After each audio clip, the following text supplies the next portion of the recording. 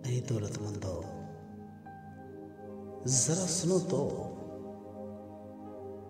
तुम अपनी मुसीबतों पर जो आने वाली हैं रो और वावेला करो।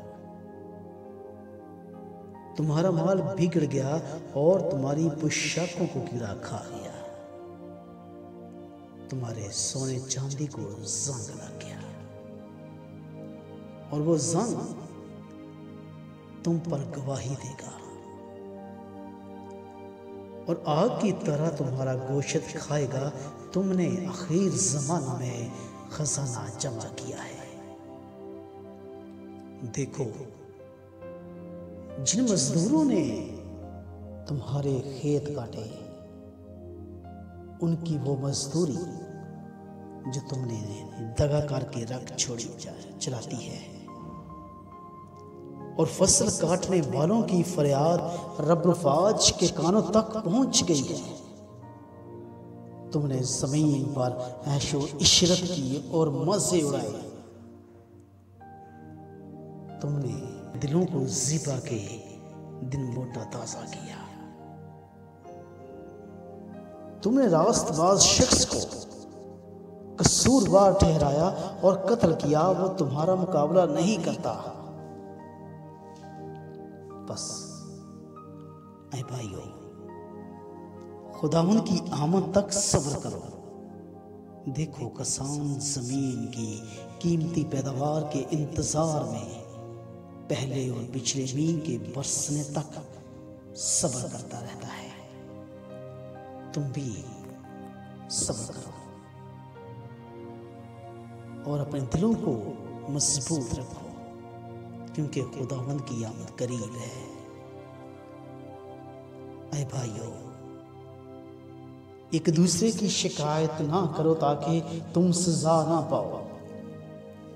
देखो, मुंसिफ दरवाजा पर खड़ा है। ऐ भाइयों, जिन नबियों ने खुदावंद के नाम से कलाम किया, उनको दुख उठाने और सब्र करने का नमूना समझो। देखो, सब्र करने वालों को हम मुबारक कहते हैं। तुमने अय्यूब के सब्र का हाल सुना तो ही है,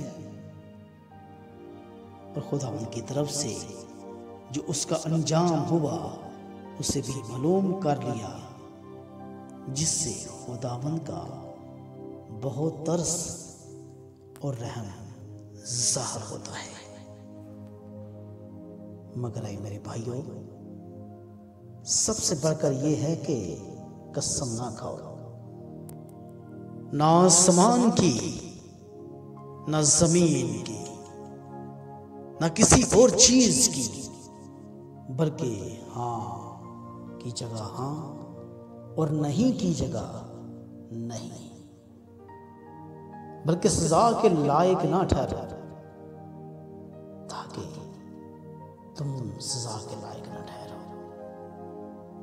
अगर तुम में कोई मुसीबत ज़दा हो तो दगवा करे, और अगर खुश हो तो अमन के गीत गाए।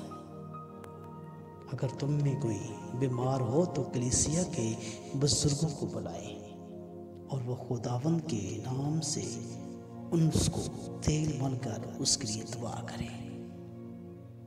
जो दुआ ईमान के साथ होगी उसके बायस बीमार बच जाएगा और खुदावंद उसे उठा खड़ा करेगा।